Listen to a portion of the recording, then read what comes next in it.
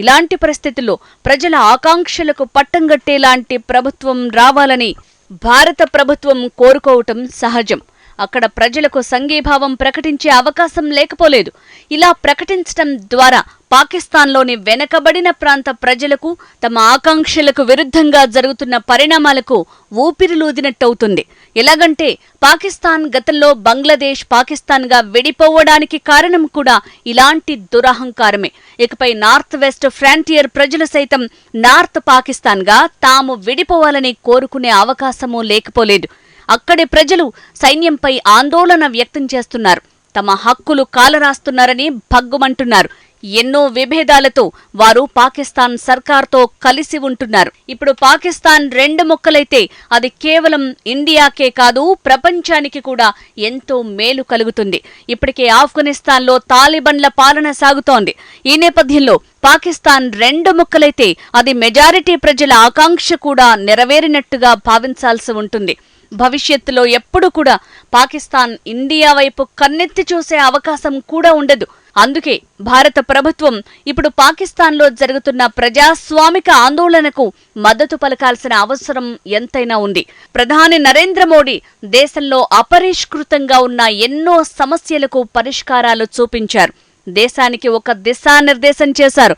ఇలాంటి పరిస్థితుల్లో ప్రధాని మోడీ పాకిస్తాన్లో జరుగుతున్న ఆందోళనపై సీరియస్గా ఆలోచించి దేశానికి ప్రపంచానికి ఏది మేలు చేస్తుందో అది చేయాలి.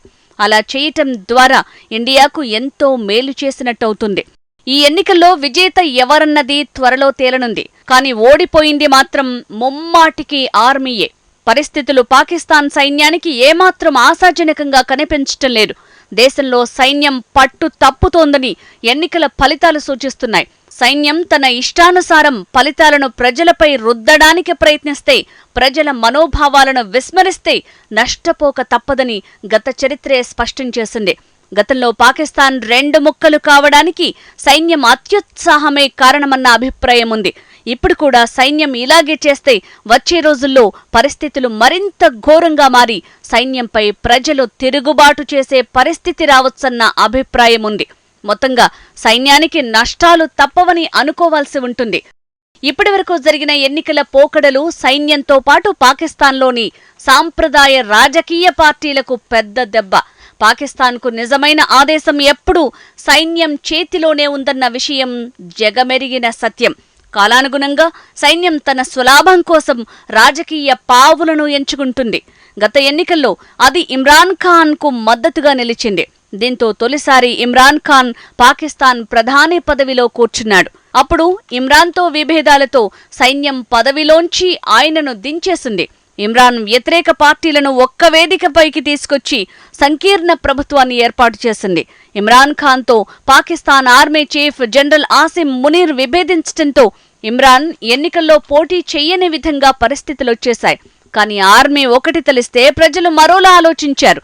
ఎన్నికల ఫలితాలు అందుకు విరుద్ధంగా వచ్చాయి. ఎన్నికల ఫలితాలను ఎలా చూసినా అవి అటు సైన్యంతో పాటు రాజకీయ పార్టీలకు గొడ్డలిపెట్టు, తీరని అవమానం.